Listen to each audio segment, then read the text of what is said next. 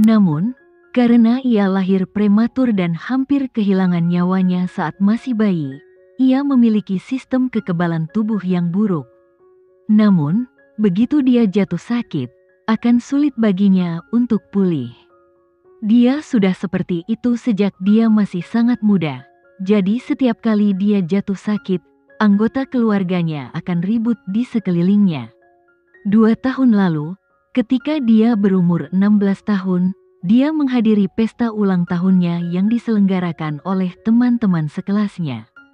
Karena pestanya diadakan di luar ruangan, dia kehujanan, dan dia masuk angin setelah pulang ke rumah.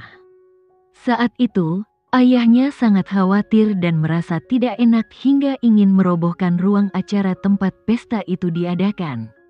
Waktu itu, dia terbaring di tempat tidur selama setengah bulan dan pulih dengan sangat lambat. Dia merasa sangat tidak enak dan sedih.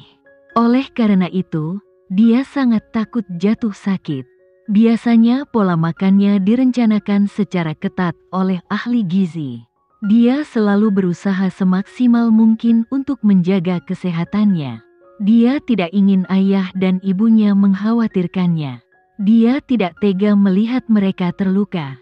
Setelah sekian lama, Putri merasa seperti baru saja keluar dari dasar neraka. Akhirnya dia sadar kembali. Kepalanya masih terasa berat dan badannya panas terik. Namun samar-samar dia bisa mendengar orang-orang di sekitarnya berbisik. Suara-suara ini terdengar sangat asing. Itu bukan suara ayahnya, ibunya, atau anggota keluarganya yang lain. Putri berusaha keras membuka matanya dan melihat seorang pria tak dikenal. Dia mengerutkan kening dan berkata, "Kondisi Nona Putri sangat istimewa. Saya tidak bisa begitu saja meresepkan obat. Dokter Leon, bukankah ini hanya demam tinggi? Mengapa kamu tidak memberikan obatnya?" Yang bertanya adalah Yuda yang suaranya terdengar sangat gugup. Tentu saja dia gugup. Tamu terhormat yang diminta Tuan Presiden untuk diurusnya jatuh sakit di rumahnya. Sekarang setelah Tuan Presiden secara pribadi mengatur agar dokter pribadinya datang, bagaimana mungkin dia tidak gugup? Saya dapat melihat bahwa dia secara fisik berbeda dari yang lain. Para dokter sebelumnya pasti telah memberinya beberapa obat antibodi khusus. Saya tidak bisa begitu saja meresepkan obat, sampai saya mengetahui obat apa yang diberikan oleh dokter sebelumnya. Orang dengan fisik seperti itu relatif jarang sekali. Dia meminum obat yang salah. Akibatnya akan sangat buruk, sehingga dokter tidak bisa menganggap enteng masalah ini. Tetapi jika demam tinggi ini terus berlanjut, dia terbakar. Jika demamnya terus berlanjut, organ-organ di tubuhnya akan rusak. Dokter menambahkan, bicara saja dengan keluarganya, dan mintalah dokter yang bisa mengobatinya, dan antibodi apa yang biasa dia konsumsi.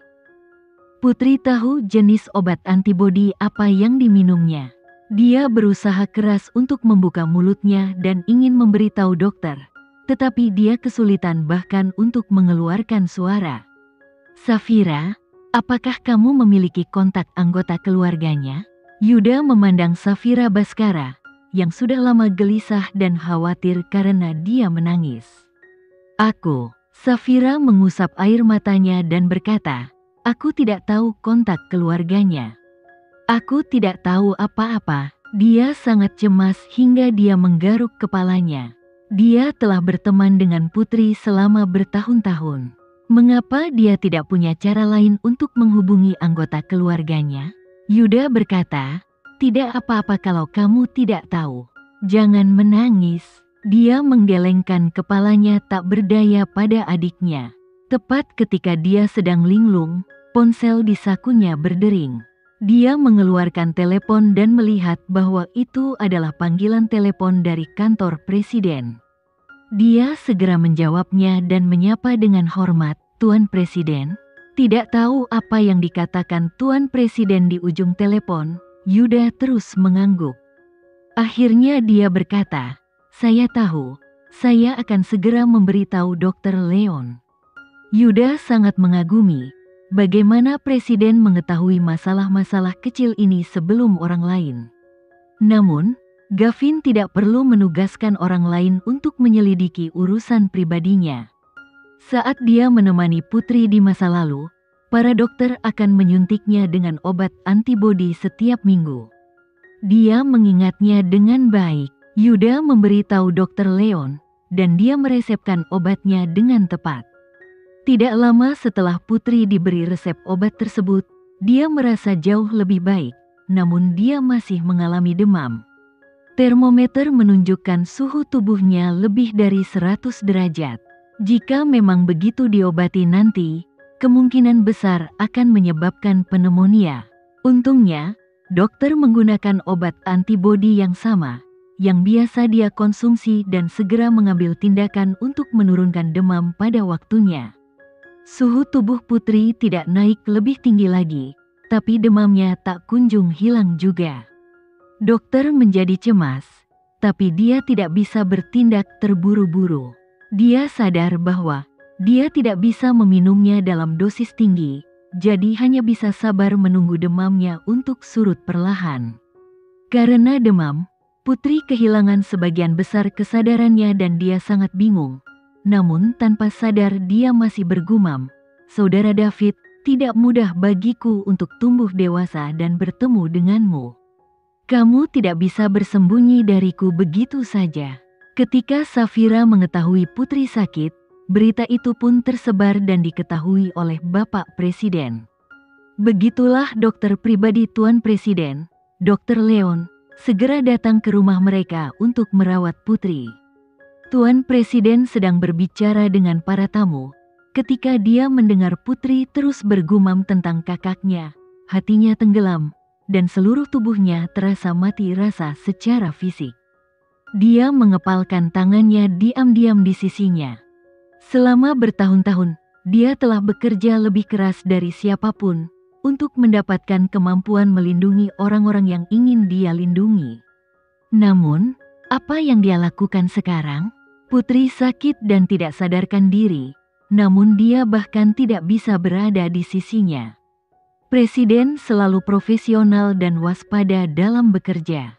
Namun, saat dia baru mengetahui bahwa putri memanggilnya saat dia sedang sakit parah, perhatiannya teralihkan untuk pertama kalinya.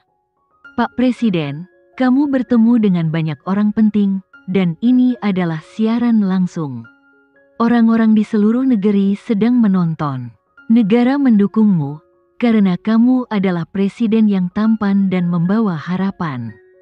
Oleh karena itu, masyarakat memiliki harapan yang lebih tinggi dari kamu sebagai diplomat ulung dan orang yang paling dipercaya selain presiden." Dimas mengingatkan presidennya dengan anggun. Ini adalah pejabat asing pertama yang disambut oleh presiden baru setelah ia menjabat. Pertemuan ini akan mempengaruhi masa depan karir politik Pak Presiden. Pertemuan ini akan mengembangkan hubungan masyarakat yang baik antara kedua negara dan juga merupakan langkah penting bagi presiden baru. Siapapun yang waras pasti tahu bahwa masalah ini lebih penting daripada gadis kecil yang terbaring di tempat tidur. Semua orang tahu apa yang akan terjadi jika dia menganiaya pejabat asing dan menyinggung seluruh negeri hanya demi seorang gadis kecil. Namun, pikiran Gavin tidak lagi tertuju pada ruang pertemuan. Untungnya, dia tidak menonjol di antara banyak kandidat, hanya karena dia adalah anak ketiga dari mantan presiden. Meskipun dia mengkhawatirkan keselamatan dan kesejahteraan putri, Gavin duduk dengan tenang dan ikut mengobrol dengan serius. Beliau juga menyampaikan pidato penting dan berbagi arah pembangunan negara di masa depan, dan semua orang yang hadir memujinya dengan suara bulat. Akhirnya, setelah pertemuan dengan para pejabat berakhir, Gavin meminta agar sopir mengantarnya ke rumah Baskara secepat yang dia bisa. "Tuan muda ketiga, 1 jam lagi, kamu akan makan malam bersama duta besar asing." Ucapan Dimas membuat Gavin terhenti. Gavin mengangkat pergelangan tangannya untuk melihat arlojinya, dan berkata dengan dingin, "Aku akan kembali tepat waktu." Tapi, Dimas masih ingin berkomentar lebih jauh. Namun Gavin sudah pergi. Dimas menggelengkan kepalanya tak berdaya dan bergumam hatinya, "Tuan muda ketiga, bangsamu adalah milikmu prioritas. Setiap keputusanmu akan mempengaruhi nasib negara kita. Kamu tidak bisa menghancurkan negara kami begitu saja karena anak itu. Jangan lupa berapa banyak mata sedang memperhatikanmu. Mereka menunggumu untuk membuatnya kesalahan, sehingga mereka dapat menjatuhkanmu sesegera mungkin."